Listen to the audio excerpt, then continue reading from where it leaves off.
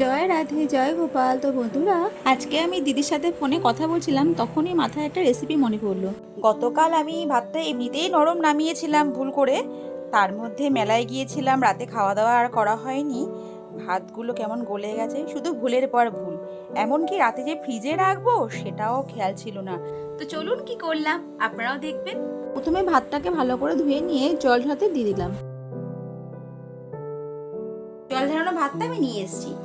আর এদিকে আমি এখানে কি কি জিনিস দেওয়া হবে, তো সমস্ত উপকরণগুলো আমি এক জায়গায় সাজিয়েছি। এগুলো সব উপকরণ। তো ফার্স্টে বলি ধনিয়া পাতা, ধনিয়া গুঁড়ো, হলুদ গুঁড়ো, জিরের গুঁড়ো, বাঁধাকপি কুচো। এখানে অনেকে পেঁয়াজ দিতে পারে, তো আমি এখানে বাঁধাকপি পাতা কুচো দিয়েছি। আর এখানে হচ্ছে লাল লঙ্কার গুঁড়ো, কালো জিরে, আদা মানে গ্রেট করে নিয়েছি, কাঁচা লঙ্কা কুচি, আর চিনি, লবণ স্বাদ অনুযায়ী, আর সাথে চাট মশলা। যেহেতু চাট মশলার মধ্যে একটু লবণ লবণ ভাব থাকে, তো আমি বুঝে লবণ দিয়েছি। তো যাই হোক, চলুন কি করা যায়। ও হ্যাঁ, হাতে সুজি নিয়েছি। এই সুজিটাকে দিয়ে আমি ওইটাকে বাইন্ড করবো, আর মুচমুচ খেতে হবে। আমি এটা হাতেই চটকিয়ে নিচ্ছি।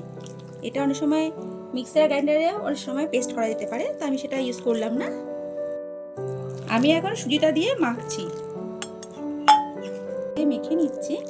এরপর 10 মিনিটের জন্য আমি ঢেকে রেখে দেবো। 10 মিনিট হয়ে গেছে। আমি এবার সমস্ত উপকরণগুলোকে এক এক করে দিচ্ছি। কাঁচা লঙ্কা কুচি, বাঁধাকপি পাতা কুচি, আদা গ্রেট করা, লঙ্কার গুঁড়ো, জিরের গুঁড়ো, হলুদ গুঁড়ো, ধনিয়া গুঁড়ো, ধনে পাতা কুচি, কালো জিরে, চাট মশলা, লবণ এবং চিনি। এই সমস্ত কিছু আমি এক করে রাখবো।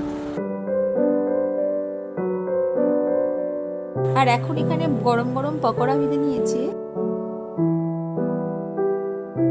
আর এই তো বন্ধুরা, তৈরি হয়ে গেল গরম গরম চা দিয়ে খাবার পকোড়া। আপনারাও বাড়িতে ট্রাই করতে পারেন। কেমন লাগলো আমাকে অবশ্যই জানাবেন। দেখা হচ্ছে পরের ভিডিওতে। ততক্ষণের জন্য টাটা।